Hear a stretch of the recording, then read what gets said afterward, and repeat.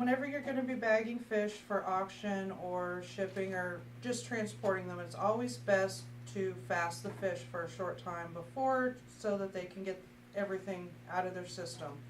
The largest thing that hurts them while they're in the bag is ammonia, and by fasting the fish, it cuts down ammonia production in the bag. If it's a fish that you can fast by either not feeding the tank, or for some species you can pull them out, put them in a 1 to 5 gallon bucket with an air stone for a couple days, keep their water changed, and their systems will get cleaned out. Another thing while bagging fish is having extra bags. You're going to want, you never know when there's going to be a pinhole, a bag's going to rip or bust. So you're going to want several extra bags so that you have plenty. And you want the bag to fit the size of the fish. Putting a 1-inch fish in a 12-inch bag is a lot of overkill, but in putting a 4-inch fish in a 2-inch bag, it doesn't fit. You want the fish to be comfortable. I've got a couple-inch paradise fish here who is not happy because he just got put in the container. And this is a 6 by 18 or 20-inch bag. And I cuff the top of the bag down. It just makes it easier to hold on to. Makes this opening sturdier. And gently pour the fish with the clean water into the bag.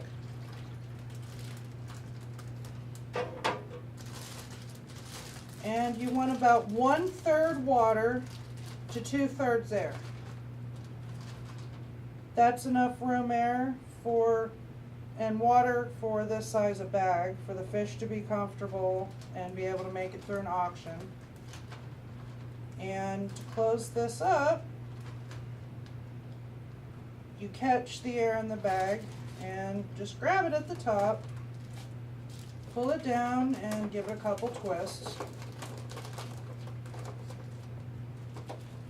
And then you can knot the bag. Some people like to use rubber bands, and I do on thicker bags.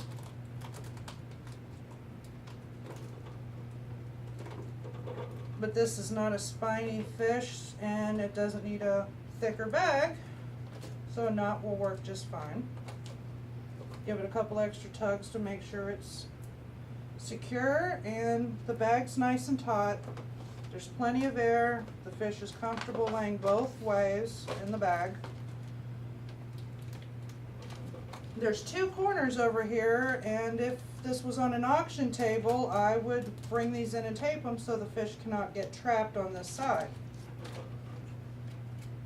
And to tape the corners over, I just use clear packing tape and a little piece. And we just pull that right on over like that.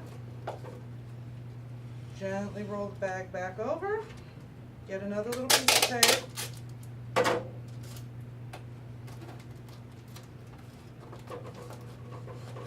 And the corners are gone. This one isn't gonna pop the bag or cause holes, so a single bag for an auction is just fine. If this was a bristlenose or a similar size cichlid or something with spiny fins, I would double bag this. And if you're double bagging, you don't need to tape the corners. You can just simply invert the tied end of the bag into the new bag.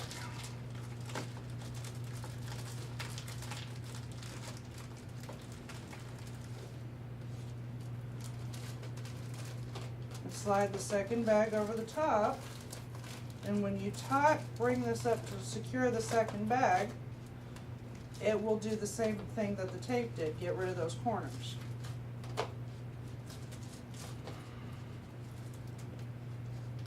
And it's not wanting to cooperate.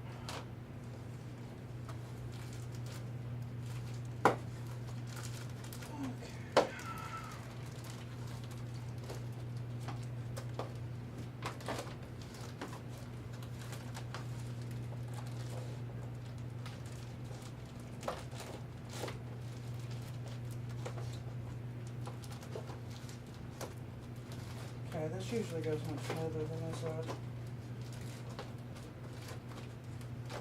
And it's not working.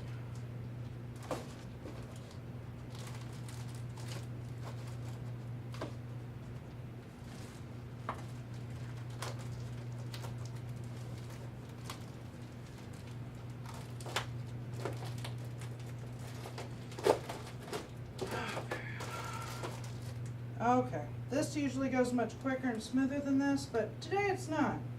And I've got a bunch of air left down here at the bottom.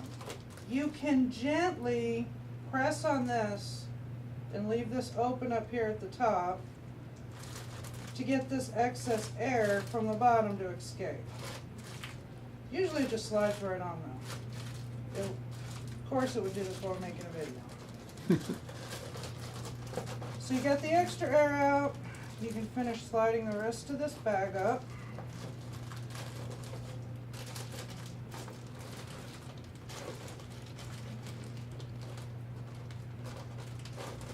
You want it nice and taut so that if a larger bag gets put on top of it, the bag's not going to collapse.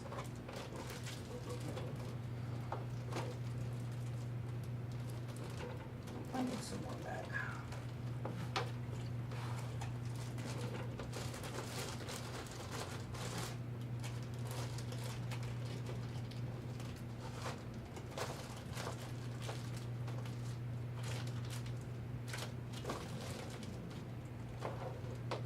And you just twist the top.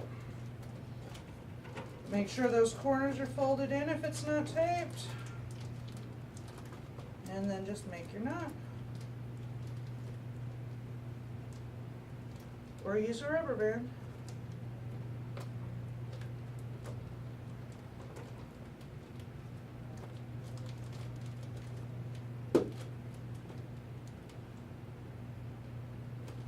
All right. Thank you.